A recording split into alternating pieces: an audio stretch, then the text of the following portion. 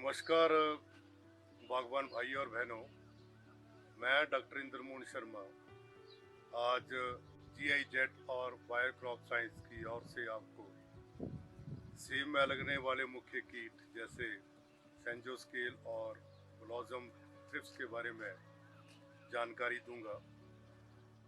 सेंजोस्केल एक रस चूसने वाला कीट है और ये एक स्लेटी रंग की परत से ढका रहता है। और अगर इसकी स्लेटी रंग की परत को हम हटा के देखें तो इसमें एक पीले रंग का कीट दिखाई देता है। और ये जो इसके शिशु होते हैं, टहनियों पर पहले तो छोटे छोटे छेद करते हैं और बाद में ये स्लेटी रंग के एक परत बना देते हैं। और ऐसी जो टहनियाँ हैं वो सिकुड़ भी जाती हैं और फलों के ऊपर भी इनके वृत्ताकार में लाल रंग के धब्बे पड़ते हैं, जिसमें मार्केट में इनका जो उचित मूल्य है नहीं मिलता है। ये जो कीट है ये एक ब्लैक कैप स्टेज आती है, उसमें ये शिशु के रूप में जीवित रहता है और बाद में जो इसकी फीमेल है वो कम से कम 100 तक क्रॉलर्स जो है वो उत्पन्न करती है, पैदा करती है, जो एक इसकी मूवमेंट स्टेज होती है जिससे ये बगीचों में फैलने लगता है। और रस चूस के जो मैंने अभी आपको पहचान के लक्षण बताए जी कैसे ये डैमेज करता है, उसके वैसे ही ये लक्षण पैदा करने लगता है। पूरे सीजन में इसकी 3 से 5 तक की जनरेशन बनती हैं जो फलों और आपकी टहनियों को बार बार संक्रमित करती रहती हैं। और टहनियाँ ज़्यादा संक्रमित हो जाती हैं तो सूख भी जाती हैं और उनके ऊपर ये पूरा स्लेटी रंग का और ये पूरा जो है परत जमी होती है। तो इस कीट को रोकथाम के लिए हमारे को जो भी नए बगीचे लगाने हैं उनमें ऐसे पौधे लगाएं जो सेंजोस्केल से ग्रसित ना हो, बिल्कुल स्वस्थ हों, पंजीकृत एक पौधशाला से खरीदे गए हों। और जो भी आपकी ये सेंजोस्केल से टहनियाँ खराब हुई हैं उनको प्रूनिंग के टाइम हमारे को निकाल देना चाहिए। बगीचों में क्योंकि इसके जो परभक्षी हैं या परजीवी हैं वो इस स्केल को एक बैलेंस रखते हैं मित्र कीट और एनिमी कीट का। जैसे आपका फाइटस है, एडकार्सिया है, काइलोकोरस है, ये इसको नेचुरल एक इस तरीके से इसको खाते रहते हैं और बगीचे में इनको नहीं बढ़ने देते हैं। और इनका भी कंजर्व हम करेंगे, इनका संरक्षण करेंगे तो भी ये जो कीट है ज़्यादा करके आपके बगीचों में नहीं फैलता है।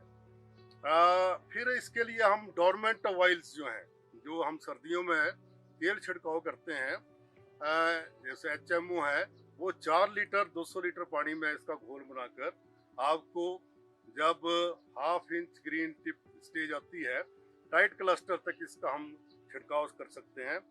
क्योंकि उस अवस्था में जो इसके नीफ होते हैं, जो इसके शिशु होते हैं, वो आगे बढ़ने लगते हैं, तो उसी स्टेज में इसको हम रोकेंगे तो आगे ये नहीं फैलेगा।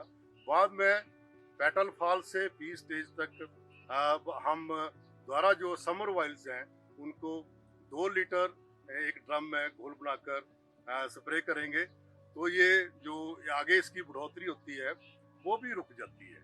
और अगर आपके बगीचों में स्केल का बहुत ही प्रकोप है तो हम ये कर सकते हैं कि जो आपके सिस्टेमिक इंसेक्टिसाइड हैं, पहले तो हम पौधों को मार्क करेंगे उनका जिनमें स्केल का बहुत ज़्यादा डैमेज है, बहुत ज़्यादा प्रकोप है, और फिर उनके ऊपर हम ये जो आपके सिस्टेमिक इंसेक्टिसाइड आते हैं, ऑक्सीडेमेटोल मिथाइल है, इनका स्प्रे करेंगे तो इसकी जो पॉपुलेशन है, जो इसका आगे प्रकोप है, वो नहीं बढ़ता है।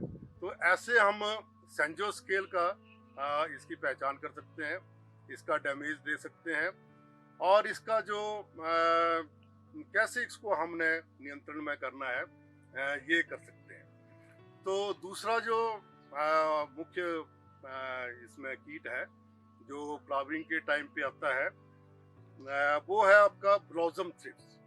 ब्लॉसम थ्रिप्स जो होते हैं ये रस चूसते हैं फूलों का रस चूसते हैं, और रस चूसने से क्या होता है कि ये जो फूल होते हैं ये हमारे डल से हो जाते हैं, ऐसे मुरझाए से भी लगते हैं, और कई बार ये एक ही साइड को खुलते हैं, पूरा खुलता नहीं है फूल।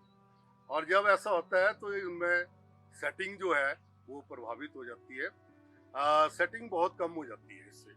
और ये जो ब्लॉसम थ्रिप्स हैं, ये ज़्यादा करके या तो छोटे कभी वाइट कलर के होते हैं, पेल कलर के भी होते हैं, येलो कलर के भी होते हैं, ये अलग अलग कलर के इसके निम्स जो इसके शिशु हैं वो होते हैं। और ये फिर जो आपके नीचे जाके मिट्टी में जाके अगले साल के लिए जीवित रहते हैं। तो ऐसे ये आपकी सेटिंग को सेम में प्रभावित करते हैं। तो ब्लॉसम थ्रिप्स जो है, ये जैसे मैं कह रहा था कि मिट्टी में जाके इसके वो अंदर रहते हैं, तो सर्दियों में आप अपने जो दौर हैं उनकी अच्छी तरह खुदाई करें। जब खुदाई करेंगे तो ये जो इसके शिशु होते हैं या ये पक्षी जो होते हैं इनको खा लेते हैं, तो उससे भी इसका फिर इसका एक जो मैं पहले बात कर रहा था कि प्रेडेटर होते हैं, पैरासाइट्स होते हैं, वो उनकी जो संख्या है वो भी अगर बगीचे में ज़्यादा होगी तो ये जो ब्लॉसम थ्रिप्स का प्रकोप भी कम होगा।